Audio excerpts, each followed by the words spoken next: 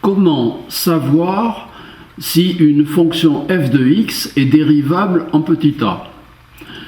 X égale petit a étant un nombre réel appartenant à un intervalle grand I de l'ensemble des réels, et f étant défini sur grand I.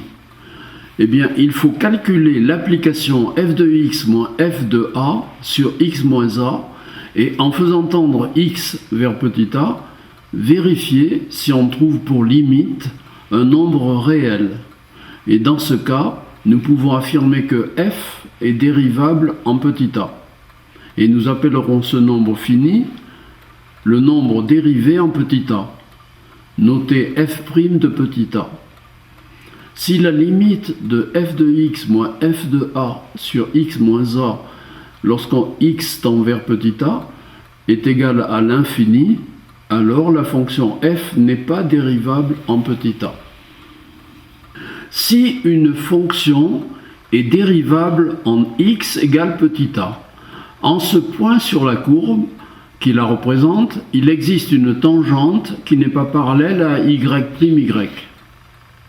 Si tu trouves une demi-tangente parallèle à y', tu peux affirmer que la fonction n'est pas dérivable au point de la courbe origine de la demi-tangente. Grand N d'abscisse petit n et d'ordonnée f de petit n est un point fixe de la courbe C. Grand M d'abscisse x et d'ordonnée f de petit x se rapproche de n en glissant sur la courbe C. X tend vers petit n, où h tend vers 0. Et la droite grand N, grand M a pour droite limite, admet pour droite limite la tangente T au point grand N, quand grand M se confond avec grand N. La limite de f de x moins f de n sur x moins n quand x tend vers n par valeur positive est égale à la limite de f de n plus h, c'est-à-dire x, moins f de n sur h. C'est égal à f' de n, c'est-à-dire le nombre dérivé en n et qui est le coefficient directeur de la tangente petit t. Grand N d'abscisse n d'ordonnée f de n est un point fixe de la courbe C. Grand M d'abscisse x et d'ordonnée f de x se rapproche du point grand N en glissant sur la courbe C.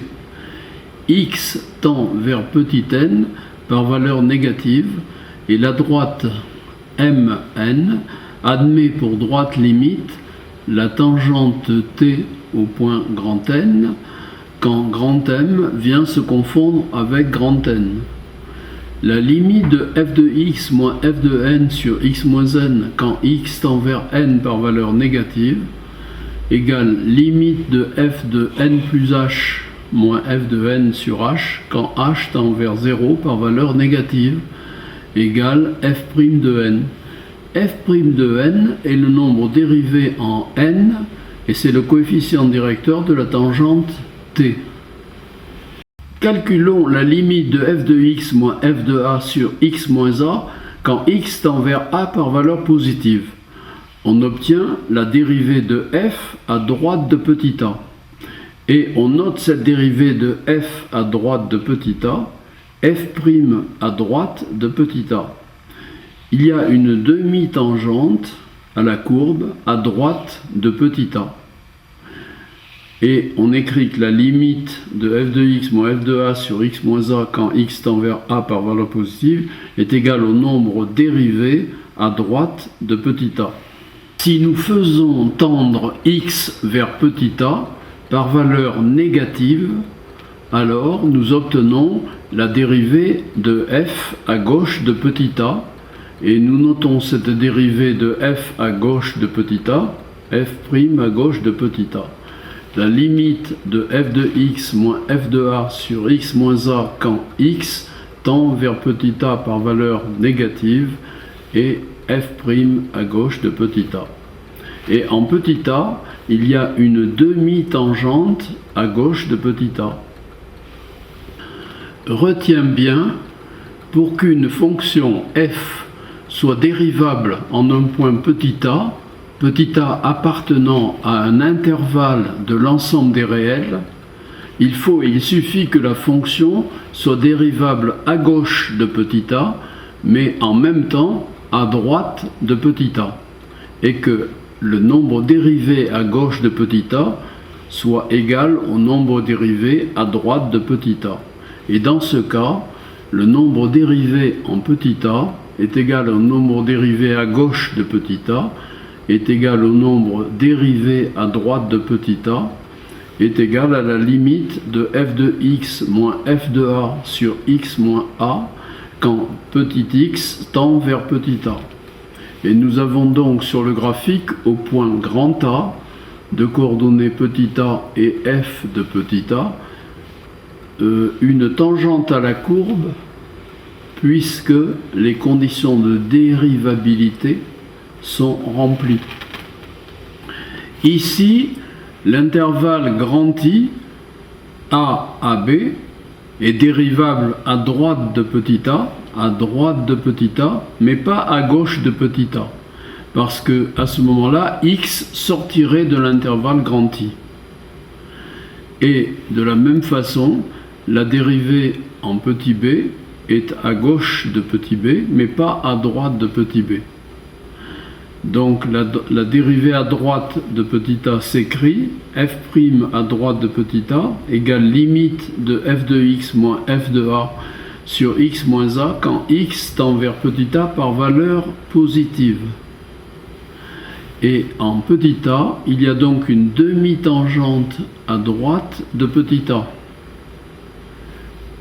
En petit b, la fonction f est dérivable à gauche de petit b, mais donc pas à droite de petit b, car encore une fois, x sortirait de l'intervalle grand I, puisque petit a est la borne inférieure et petit b est la borne supérieure de cet intervalle. Donc la demi-tangente en petit b est à gauche de petit b.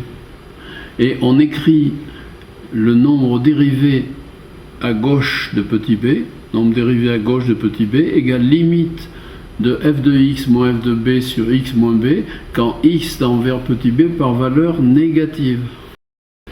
Nous avons vu qu'en petit a, la fonction n'est pas dérivable, parce qu'il n'y a pas de dérivée à gauche. Elle n'est pas dérivable non plus en petit b, car il n'y a pas de dérivée à droite. Par contre, maintenant, nous prenons x à l'intérieur de l'intervalle i, c'est-à-dire que x indice 0 va être nettement supérieur à petit a et nettement inférieur à petit b.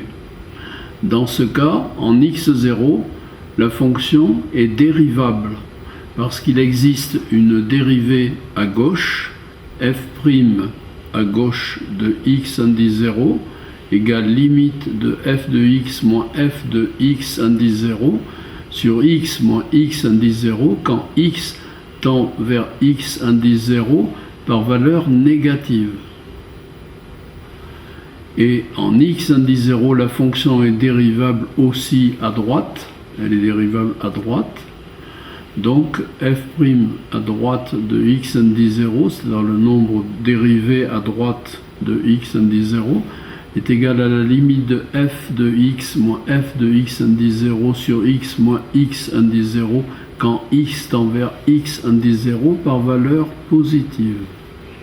Nous constatons que le nombre dérivé à gauche de x indice 0 est égal au nombre dérivé à droite de x indice 0, ce qui nous permet de dire que la fonction f est dérivable en x indice 0. Et qu'il y a une tangente au point de la courbe pour x égale x indice 0. Maintenant, Cherchons à établir l'équation de la tangente t à une courbe au point grand A d'abscisse petit a et d'ordonnée f de petit a, soit un point B sur la courbe d'abscisse x et d'ordonnée f de x. Prenons un point C sur la tangente d'abscisse x et d'ordonnée y. L'horizontale passant par grand A coupe la droite BC en un point D. Un point D d'abscisse x et d'ordonnée f de petit a. On considère le triangle ABD. La pente de la sécante AB est égale à la tangente en A, donc c'est BD sur AD. BD sur AD. BD sur AD égale f de x moins f de petit a sur x moins petit a. Quand x d'envers petit a, la droite sécante AB a pour droite limite la tangente t en grand A à la courbe. La pente de cette tangente est CD sur AD, soit y moins f de petit a sur x moins a. Nous savons que la pente de la tangente est le coefficient directeur et aussi le nombre dérivé en petit a. Donc, y moins f de petit a sur x moins a égale f' de petit a. Y moins f de petit a sur x moins petit a égale f' de petit a. Y moins f de petit a égale f' de petit a que multiplie x moins petit a. D'où l'équation de la tangente en petit a. Y égale f' de petit a multiplié par x moins petit a plus f de petit a. Formule à très bien retenir. Tu peux trouver l'équation de la tangente autrement. La droite tangente en petit a à la courbe au point grand A est une droite qui représente une fonction affine. Donc son équation est de la forme y égale mx plus q. M et q étant des nombres réels, m coefficient directeur de cette droite. Alors le point grand A est commun à la tangente et aussi à la courbe. Donc les coordonnées de ce point grand A, c'est-à-dire petit a pour abscisse et f de a pour ordonnée, vérifient l'équation de notre droite y égale mx plus q. Donc je vais remplacer petit m, qui est le coefficient directeur, par le nombre dérivé. Donc ici je vais mettre au lieu de m, je vais mettre f' de petit a. Et ici, l'abscisse du point grand A, c'est petit a, mais c'est donc ici dans notre équation x. Donc je vais remplacer x par petit a. Et je vais remplacer y aussi par f de petit a, l'ordonnée du point grand A. Donc je remplace y par f de petit a. Je remplace m par f' de petit a. Et je remplace x par petit a. Et je vais pouvoir trouver Q égale f de a moins f' de petit a que multiplie a. Donc ici tu as le résultat pour Q. Nous obtenons y égale f' de a que multiplie x plus f de a moins f' de a que multiplie a. Nous pouvons écrire l'équation de la tangente à une courbe de la façon suivante: y égale f' de a que multiplie x moins a plus f de a. À bien retenir. Du fait qu'une fonction f est dérivable à gauche de x indice 0, comme ici. F' à gauche de x indice 0. Ou bien dérivable à droite de x indice 0. F' à droite de x indice 0 comme ici. ou bien dérivable en x indice 0, f' de x indice 0, comme ici. Nous pouvons dire que f est continu à gauche de x indice 0, ou à droite de x indice 0, ou en x indice 0. Mais attention, la réciproque n'est pas vraie. Alors que f est continu à gauche ou à droite de x indice 0 ou en x indice 0, la fonction n'est pas obligatoirement dérivable à gauche ou à droite ou en x indice 0. On va prendre comme exemple, pour illustrer ce qu'on vient de dire, on va prendre la fonction f de x égale racine carrée de x moins 5 en x indice 0 égale 5. On se rend compte que la fonction est égale à 0. On pose u de x égale x moins 5. F de x égale racine carrée de x moins 5 égale racine carrée de u. La dérivée de f est f' de x égale u' sur 2 racine carrée de u. La limite de f de x moins f de 5 sur x moins 5 quand x tend vers 5 par valeur positive est égale à plus l'infini. F n'est donc pas dérivable en 5. Il y a bien une demi-tangente, mais elle est verticale, parallèle à l'axe y', ce qui montre qu'il n'y a pas de nombre dérivé en x égale 5. D'une part, cette courbe est continue en 5 et pourtant elle n'est pas dérivable en 5. Alors retiens que si une courbe est dérivable, si une fonction est dérivable en un point de la courbe, elle est continue en ce point de la courbe. Mais si elle est continue, si une courbe est continue en un point, elle n'est pas forcément dérivable en ce point. La fonction racine carrée de x moins 5 est définie sur 5 inclus jusqu'à plus l'infini exclu. Par contre, le domaine de dérivabilité de i est égal à 5 exclus jusqu'à plus l'infini exclu. Donc on voit que le domaine de définition n'est pas le même que le domaine de dérivabilité. X indice 0 est la borne inférieure de l'intervalle i qui va de x indice 0 à plus l'infini. F, la fonction f, n'est pas dérivable en x indice 0. Il n'y a que la dérivée à droite de x indice 0, f' à droite de x indice 0, et sur la courbe, il y a une demi-tangente en x indice 0 à droite de x indice 0.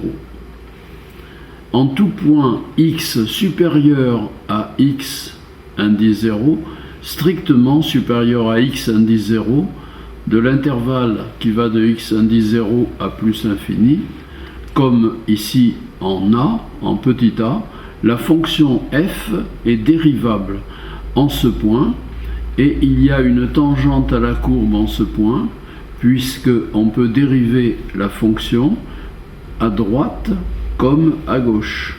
X indice 0 est la borne supérieure de l'intervalle grand I, qui va de moins l'infini à x indice 0 inclus. La fonction f n'est pas dérivable en x indice 0, parce qu'il n'y a que la dérivée à gauche de ce point x indice 0. Et sur la courbe, il y a une demi-tangente à gauche de x indice 0. En tout point x nettement inférieur à x indice 0, donc strictement inférieur.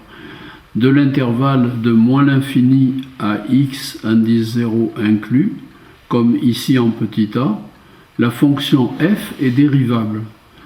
En ce point, il y a une tangente à la courbe, puisque on peut dériver f, la fonction, f à droite comme à gauche du point petit a. Soit une fonction f définie sur l'intervalle grand I de l'ensemble des réels. Grand I égale A inclus jusqu'à B inclus. F est dérivable sur cet intervalle. Alors petit a est une borne inférieure et petit b une borne supérieure de cet intervalle. En petit a, on voit qu'on peut dériver à droite, donc petit a à droite de petit a jusqu'à b, et à gauche de petit a, on ne peut pas dériver. Par contre, en petit b, on peut dériver à gauche jusqu'à petit a, et on ne peut pas dériver à droite.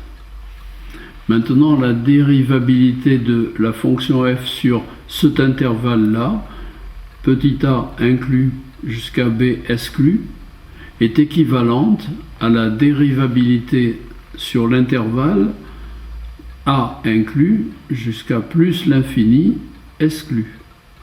Donc on peut dériver, on voit qu'on ne peut pas dériver à gauche de petit a, mais on peut dériver à droite de petit a jusqu'à plus l'infini. Puisque ici, on peut dériver au-delà. La dérivabilité de la fonction f sur cet intervalle-là, a exclu à b inclus, est équivalente à la dérivabilité sur l'intervalle moins l'infini jusqu'à petit a inclus. On ne peut pas dériver à droite de petit a, on peut dériver à gauche de petit a jusqu'à moins l'infini.